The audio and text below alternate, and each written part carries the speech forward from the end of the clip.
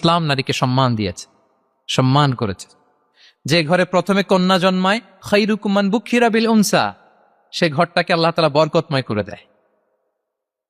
2 সন্তান তো 2 জান্নাতের দরজা ওপেন। 2 কন্যা সন্তান, 3 কন্যা সন্তান তো 3টা জান্নাতের দরজা ওপেন। সুবহানাল্লাহ। স্ত্রী হয়ে যখন ঘরে যাবে, যে ব্যক্তি তার স্ত্রীর কাছে সেরা, পরিবারের কাছে সেরা, সে সবার কাছে সেরা, সে আল্লাহর কাছে সেরা। সুবহানাল্লাহ। এবং কোন মা যদি সন্তান জন্ম দিতে যে মারা যায়, কিয়ামতের দিন আল্লাহ তাআলা ওই মাকে শহীদদের কাতারে দাঁড় করাবেন। আর যদি সেফলি সন্তান ভূমিষ্ঠ হয়, আল্লাহ বলে মায়ের পায়ের নিচে ওই সন্তানের বেহেশত।